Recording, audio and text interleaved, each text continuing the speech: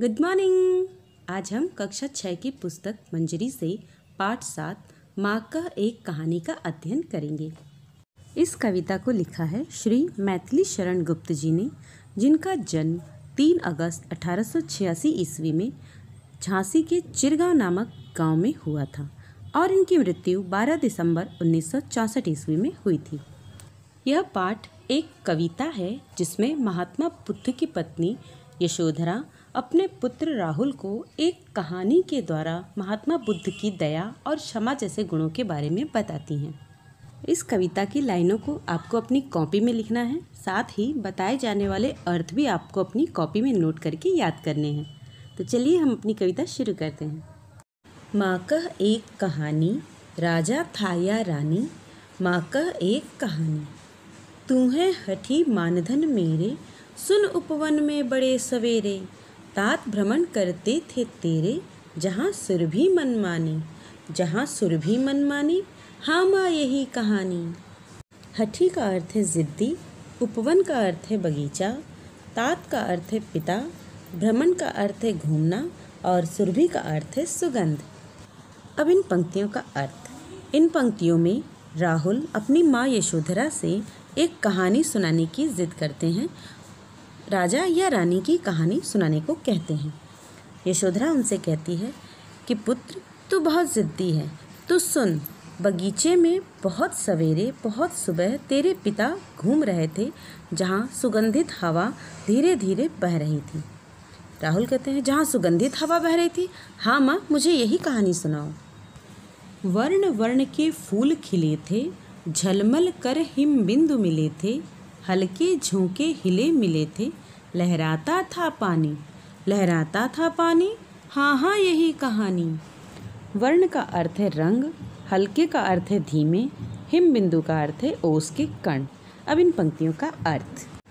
इन पंक्तियों में यशोधरा राहुल को बताती हैं कि बगीचे में रंग बिरंगे फूल खिले थे, ओस के कण झिलमिला रहे थे, हल्की हल्की हवा चल रही थी और हवा के चलने से पानी लहरा रहा था।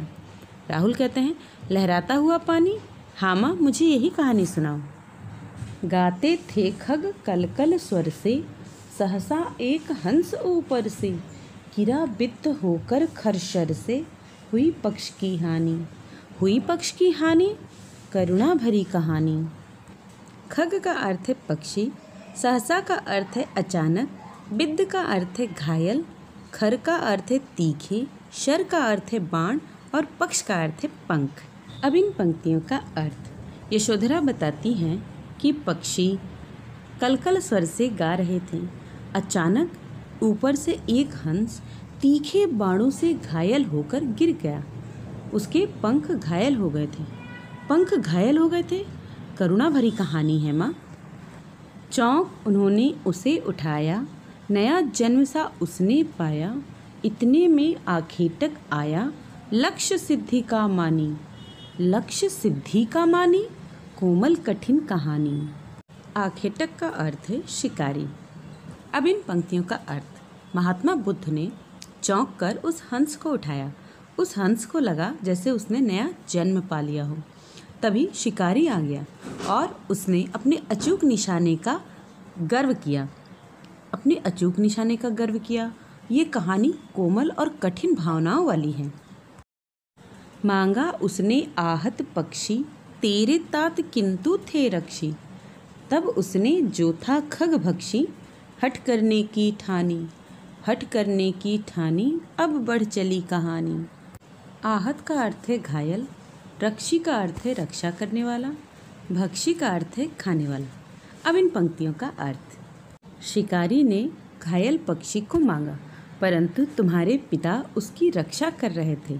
तब शिकारी, जो पक्षी खाने वाला था, उसने जिद करने की सोच ली, जिद करने की सोच ली और इस प्रकार ये कहानी आगे बढ़ चली। हुआ विवाद सदै निर्दय में, उभय आग्रही थे स्व-विषय में, गई बात तब न्यायालय में, सुनी सभी ने जानी, सुनी सभी ने जानी, व्यापक हुई कहानी। सदै का अर्थ है दयालु, निर्दय का अर्थ है क्रूर, उभय का अर्थ है दोनों, आग्रही का अर्थ है जिद्दी, स्व का अर्थ है अपने और व्यापक का अर्थ है बड़ी। अब इन पंक्तियों का अर्थ। तुम्हारे दयालु पिता और उस क्रूर शिकारी में झगड़ा हो गया। दोनों ही अपनी बात को लेकर जिद कर रहे थे, अपनी बात पर अड़े हुए थे। तब यह बात राजा के दरबार में गई, जहाँ सभी ने सुनी, और जब सबने सुनी और जानी तो ये कहानी और बड़ी हुई। राहुल तो निर्णय कर इसका, न्याय पक्ष लेता है किसका। कह दे निर्भय जय हो जिसका, सुन लूँ तेरी बानी। माँ मेरी क्या बानी, मैं सुन रहा कहानी।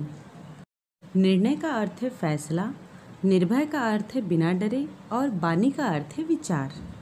अब इन पंक्तियों का अर्थ। यशोधरा ये कहानी सुनाने के बाद राहुल से पूछती हैं कि राहुल अब तो इस बात का फैसला कर कि न्याय किसके पक्ष में होगा, और तू बिना डरे यह बता दे जो इस विवाद में जीतेगा। मैं भी तो तेरे विचार सुनूं। राहुल कहते हैं, माँ मेरा क्या विचार, मैं तो सिर्फ कहानी सुन रहा हूँ। कोई निरपराध को मारे तो क्या अन्य उसे न उबारे। रक्षक पर भक्षक को वारे, न्याय दया का दानी। न्याय दया का दानी तूने गुनी कहानी। अब इन पंक्तियों का अर्थ। राहुल कहते हैं कि यदि कोई बिना अपराध के किसी को मारता है तो क्या किसी दूसरे को उसे नहीं बचाना चाहिए। बचाने वाला हमेशा मारने वाले से बड़ा होता है, और न्याय दया का ही पक्ष लेता है। सच राहुल, न्याय दया का पक्ष लेता है। तो तूने इस कहानी का मर्म बहुत अच्छे से समझा। अब इस पाठ के आधार पर आपके अभ्यास हेतु कुछ प्रश्न, जिसके उत्तर आपको स्वयं लिखने हैं। पहला, महात्मा बुद्ध की पत्नी और पुत्र का क्या नाम था। दूसरा, कौन सा पक्षी घायल हुआ था। तीसरा, झगड़ा सुलझाने के लिए दोनों कहाँ गए। चौथा, कहानी सुनाने के बाद माता ने राहुल से क्या प्रश्न किया। और पांचवा प्रश्न, राहुल ने किसका पक्ष लिया। इनके उत्तर आपको अपनी कॉपी में लिखने हैं। यदि आप इन्हें कर पा रहे हैं तो बहुत अच्छी बात है, लेकिन यदि आपको इनको करने में परेशानी आ रही है तो इस वीडियो को फिर से देखें और फिर से इन प्रश्नों का उत्तर लिखने का प्रयास करें।